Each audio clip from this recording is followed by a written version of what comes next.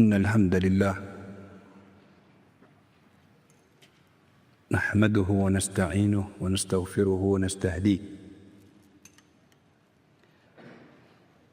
ونعوذ بالله تعالى من شرور أنفسنا ومن سيئات أعمالنا إنه من يهد الله فلا مضل له ومن يضلل فلا هادي له لا يسأل عما يفعل وهم يسألون وربك يخلق ما يشاء ويختار ما كان لهم الخيرة سبحان الله وتعالى عما يشركون يدبر الأمر يفصل الآيات لعلهم بلقاء ربهم يوقنون وأشهد أن سيدنا وحبيبنا ونبينا وعظيمنا ومصطفانا وقدوتنا محمدًا عبده ورسوله وصفيه من خلقه وحبيبه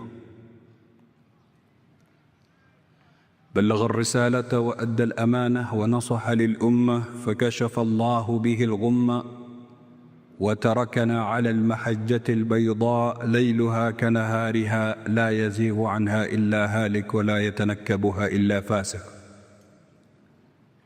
اللهم صل وسلم وزد وبارك وتكرم وتحنن عليه وعلى آله وأصحابه ومن تبعهم بإحسان إلى يوم الدين وبعد أحبتي في الله أوصيكم وأوصي نفسي المذنبة بتقوى الله بعدكم شكور الحق سبحانه وتعالى nakumtakia rahma na amani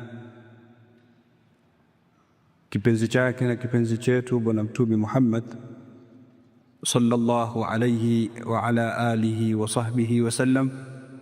Kwa mara nyingine tunamshukuru al-Haq subhanahu wa ta'ala kutuwezesha kupata juma la mwisho katika mwezi mtukufu wa Shaaban.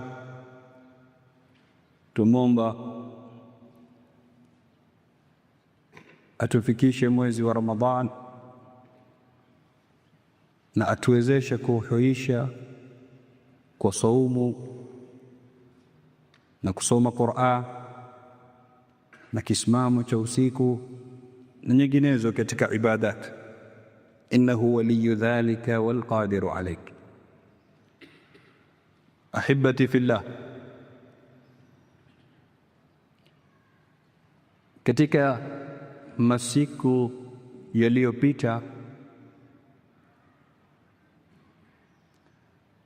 ulimwengu umepokea habari zenye kushtua, zenye kusikitisha, maovu yasiokuwa na mipaka, majarima yasiyokuwa ya kawaida yaliokuwa yakifanywa na ilyatul qaum, wale ambao kwamba wenyewe wanajiita ndio sunna'ul qarar,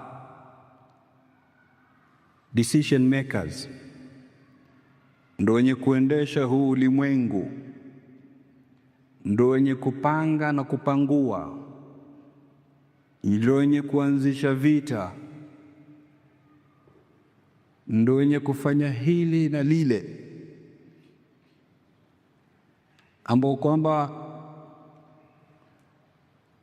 wao ndo wanaamua hili ni katika haki za binadamu na hili si katika haki za binadamu. Mtu katika viumbe viovu katika ulimwengu kama huu, wakili wa sheitani na mwenye kumwandalia dajjali mazingira, anayejulikana kama Jeffrey Epstein, amenunua kisiwa Amerika chenye ukubwa wa ekari 287. Mule ndani akaweka kila ambacho kwamba nafsi kinapenda katika shahawati na matamanio bila kuwepo na mipaka yenye kuzuia wala kanuni yenye kuhukumu, na kuweza kuwaalika na kuwakaribisha katika kisiwa kile viongozi wa dola kubwa kubwa katika ulimwengu, wanasiasa,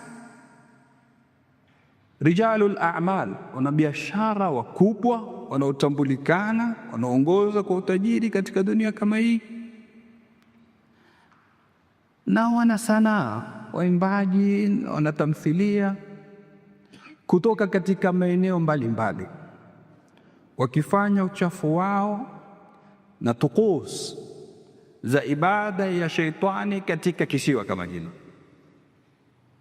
Yaliyoko katika kichwa chako na ambayo kwamba hajawahi kupita katika kichwa chako, yote yamefanyika pale, wa makhafi aba, ambayo kwamba bado hayajidhihiri, ni makubwa zaidi. Leo ikiwa US Department of Justice, Wizaratul Adl ya Amerika, ikiwa imeweza kutoa documents milioni 3, na bado anasema kuna milioni 3 hazijatolewa, ikiwa wameweza kutoa picha zaidi ya 180,000, ikiwa wameweza kutoa clips zaidi ya 2,000 za video ambazo kwamba zinaelezea maovu ambayo kwamba ilikuwa yakifanyika katika kisiwa kama kile. Hadith wala haraj, kila uchafu unaojua.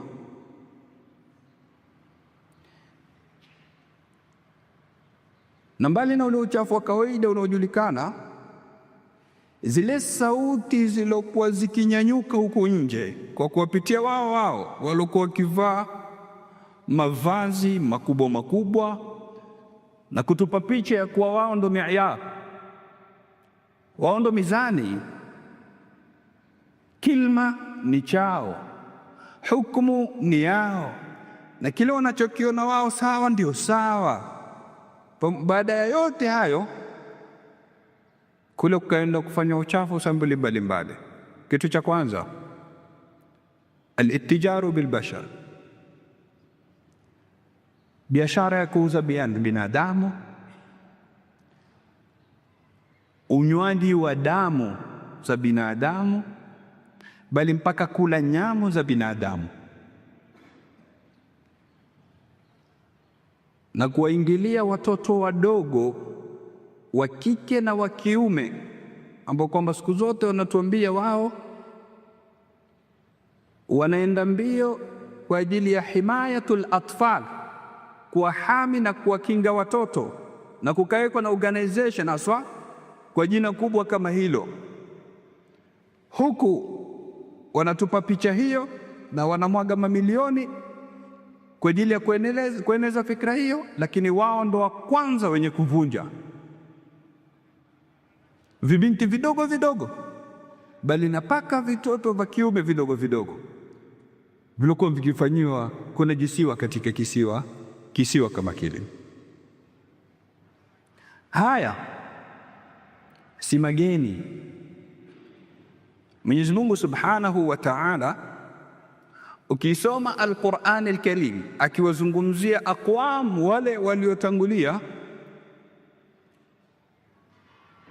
kadhia ya watu kuweka visiwa ama maeneo ya kando, maeneo ya juu kwa ajili ya kufanya uchafu wao halikuanza leo, lipo siku zote. Mwangalie Sayyiduna Hud alayhi salam, kama anavyoeleza Mola katika surati Ash-Shu'ara, akiwahutubia watu wake anawaambia, atabanuna bikulli ri'in ayatan ta'bathun wa tattakhidhuna masani la'allakum takhludun wa idha batashtum jabbari ila akhir al-ayat. Anaambia atabanuna, hivi je, mnajenga bikulli ri'in, kwa kila sehemu iliyonyanyuka. Kenda sehemu hivi kwenye majabali, sehemu iliyonyanyuka, wakijenga nini? Aya, kumbusho ambayo kwamba ta'bathun, mnafanya uchafu ndani yake. Yani kutafuta sehemu ya kando, kama alivyofanya huyu, kutafuta kisiwa kule kando, sehemu ya kando mbali na watu kwa ajili ya kufanya uchafu, halikuanza leo. Bali Sayyiduna Saleh akiwahutubia kaumu yake vile vile katika surati Shuara, awambia watanhituna min aljibali buyuta mfarihi, munachonga katika majabali majumba ambayo kwamba imefanywa kwa ustadi. Kwa ajili ya nini majumba kama yale? Kwa ajili ya kufanya uchafu wao katika sehemu kama zile kwenye majabali. Kwa hivyo si jambo ambalo kwamba limeanza jana na juzi. Na hizi sauti zikinyanyuka kutoka kwa hawa watu ambao kwamba wanajiona ndo mabwenyenye wa huu ulimwengu, pia lilikuweko huko nyuma. Soma katika Al-Qur'an Al-Karim utaona sana, waqala al-mala mala, ndo hawa walikuwa wanajiona wao ndo wenye influence kutokamana na hela walizokuwa nazo, kutokamana na hashia watu waliowazunguka, kutokamana na uongozi. Hawa ndo walikuwa wenye usemi, na hawa ndo walikuwa wakipiga vita mitume wa Mwenyezi Mungu subhanahu wa ta'ala. Kwa hivyo watu wenye influence kutumia influence yao katika kuwadhulumu na kuwatweza madhaifu, watoto, wanawake, ni jambo limepatikana kwa siku nyingi sana. Kwani si Firauni ambaye kwamba aliwafanyia hilo watu wake, na mwisho akawafanya wajinga. Na Mola Subhanahu wa Ta'ala ameeleza yote katika Al-Qur'an Al-Karim.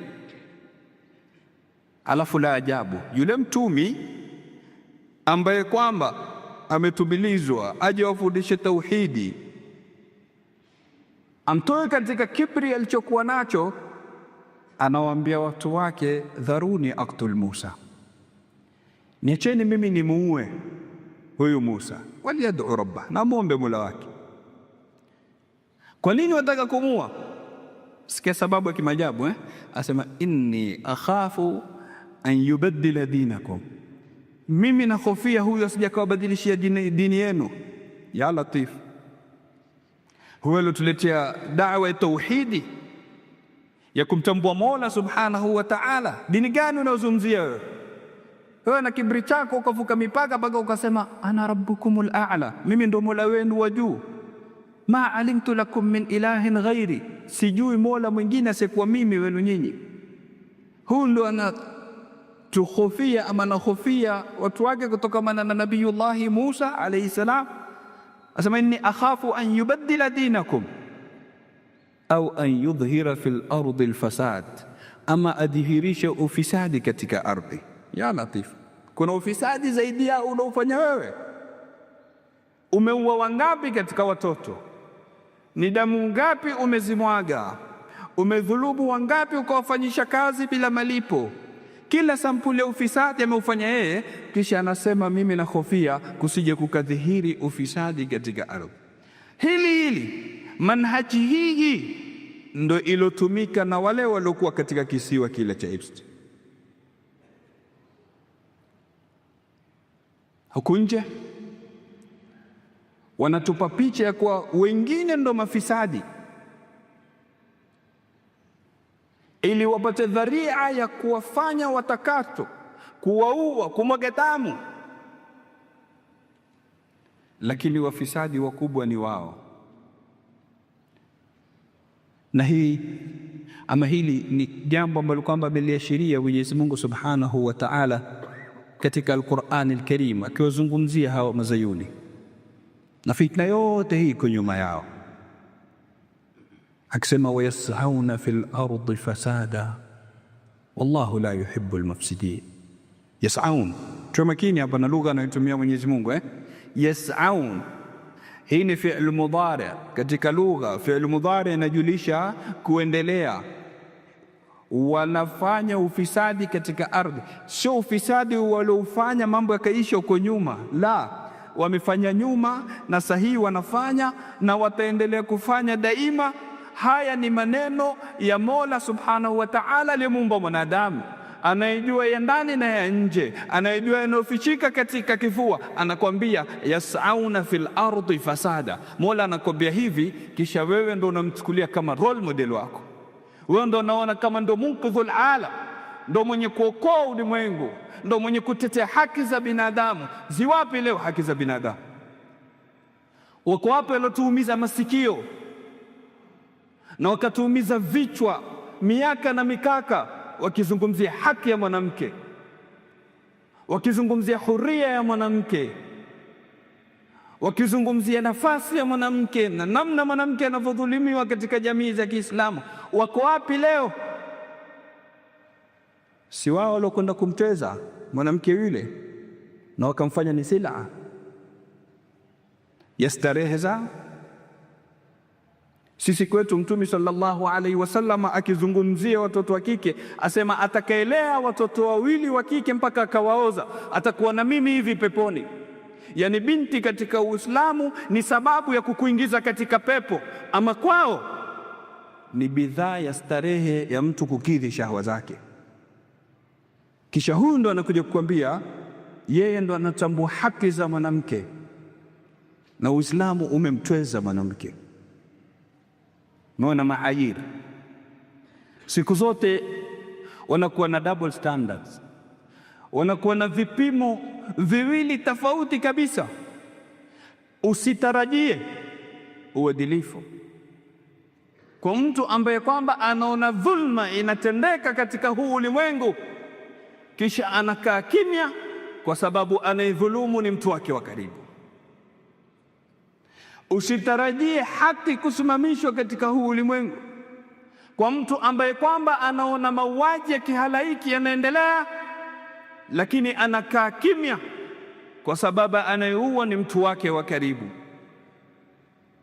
Usitarajie huyu ndo atakuja kutetea haki za binadamu na kukupa haki yako wewe, abada. Yatazungumzwa mwingine juu ya meza, lakini nyuma ya sitara kutafanywa mengine kabisa. Na tuliwahi kunukuu katika mimbari hii tukasema, yule Karim Khan ambaye kwamba alikuwa anafanya katika ICC alinukuu maneno mazito, akasema kuna baadhi ya viongozi wa kimagharibi ambao kwamba wamechaguliwa kwa nafasi walioko ndani yake katika uongozi, wameniambia mimi mwenyewe usoni kuwa ICC imewekwa kwa ajili ya Waafrika, imewekwa kwa ajili ya watu kama kina Putin, sio ya watu wa Europe wala wa Amerika. Ndo ujue watu wanafanya wanachotaka kukifanya, wala hakuna kanuni inayowahukumu. Kumbe ICC si yao, yakina sisi tulioko huku ulimwengu wa mwisho kama wanavyotuita. Kisha sisi leo ndo tunaona hawa ndo wenye hadhara, civilization. Hawa ndo walotangulia, hawa ndo mbele, hawa ndo kuigwa.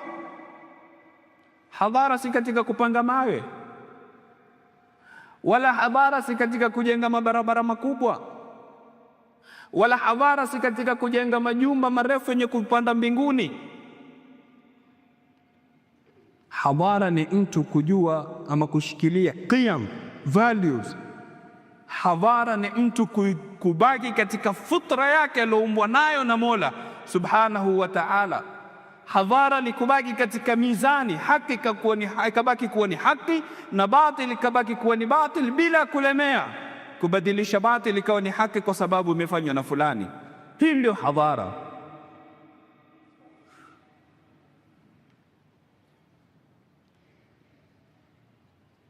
Leo angalia katika mambo ambayo kwamba Mwenyezi Mungu Subhanahu wa Ta'ala anataka kuwafedhehesha nayo ili watu wajue uhakika wao na wajue kuwa haki iko katika maamrisho ya Mola Subhanahu wa Ta'ala. Yule ambaye kwamba tulipewa picha kuwa ndio baba wa fiziki katika zama zetu, kichwa kisichokuwa cha kawaida, hata kama ana ulemavu katika mwili, lakini akili yake sio akili ya kawaida, Stephen Hawking ama Steve Hawking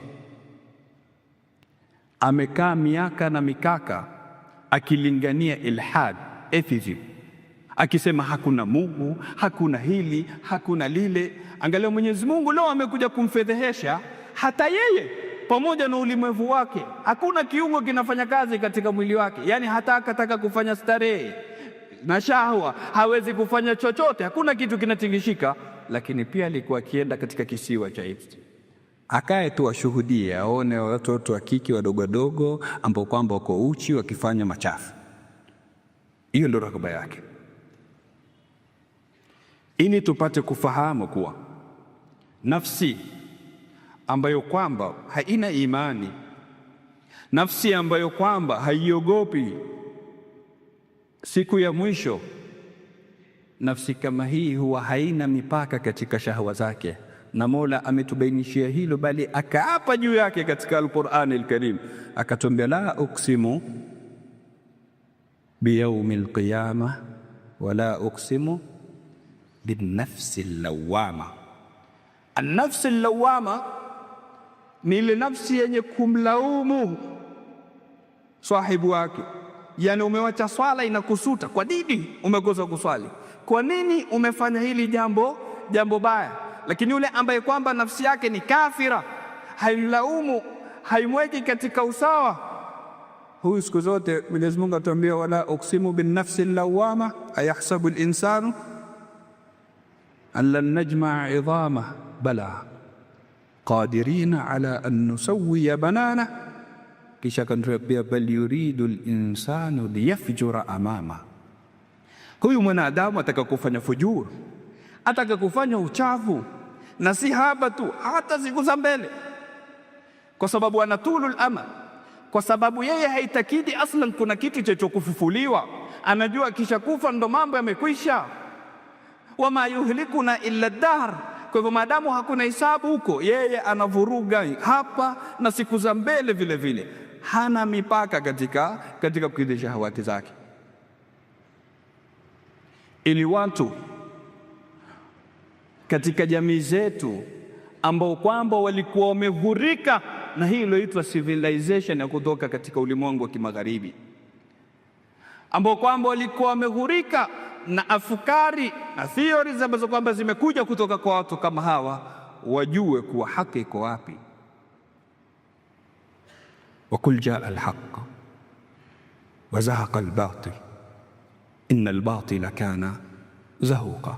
Mwenyezi Mungu Subhanahu wa Ta'ala na majeshi wake katika ulimwengu kama huu, na mtu afanye takabura atakavyofanya, ghatras atakayokuwa nayo, ubepari atakayokuwa nao, na kibri atakachokuwa nacho, Mwenyezi Mungu Subhanahu wa Ta'ala akitaka kumwangusha dakika moja tu.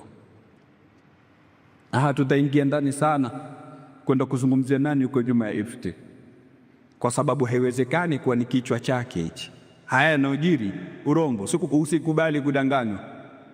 Ati mtu tu amekulia alikuwa ni mwalimu wa hesabu, ghafla kwa bilionea nunua kisiwa kizima, maswali bilioni 1 ataibuka hapo. Kisha ameshikwa amefungwa, hata alikuwa naye ghafla hayuko kwenye katika room, kamera mbili zote ghafla zimekuwa zifanyi, walizi wawili wote wamebebwa na usingizi wakati mmoja. Kisha tumeambiwa amejinyonga. Amejinyonga, mumemuua, mumemficha, yuko hai. Haya hatuhusu, lakini swali liko hapa.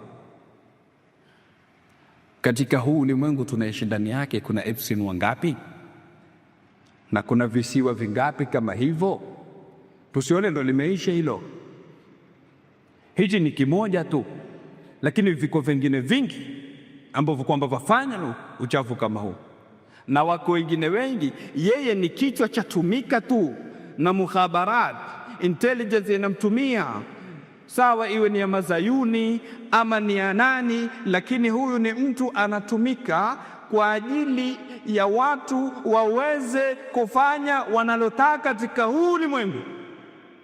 Ukishamshika kiongozi na fedheha na ukamsetia makamera ukamrekodi, kesho unachotaka utafanyiwa, kwa sababu una kitu unamtishia nacho. Toa pesa fulani, kaa kimya fulani akiuliwa, fungua anga yako kwa ajili ya kuwapiga kina fulani. Utafanya kila unachokitaka kwa sababu kuna ibtizaz, kuna kublackmail. Tayari wana clips zako, wana picha zako za kukuvurugia image yako. Utafuata utake usifuate kile ambacho kwamba unakitaka. Kwa hivyo hili alikufanyika sudfa. Hawezi tu kuja mwalimu wa hisabati akainuka akawa anajuduana na viongozi wakubwa wakubwa katika huu ulimwengu na matajiri wakubwa wakubwa mpaka watu wanaotoka katika royal families. Haliwezekani hili, isipokuwa kuna watu nyuma yake, wala wanaojiita an-nidhamu al-alami jadid, new world order, ambao kwamba wanasema wao ndio wenye kuendesha ulimwengu kama huu. Nikimalizia, ya kusemwa ni mingi na wakati umeenda. Tufungue macho. Umefika wakati wa kuyafungua macho yetu. Kitu cha kwanza, jigambe, jifakhiri na alhawiya alislamia. Siku zote tunakumbushwa hii identity yako kama Muislamu. Kuna watu wana haya kujionyesha kwa wao ni Islamu mbele ya watu. Kwa nini wana haya? Kuna mtu anaogopa atakuvaa vazi la kazi saa nyingine, akienda sehemu kwa mpaka divai kwanza masuti na nini. Jifakhiri na hawiya ya Kiislamu yako.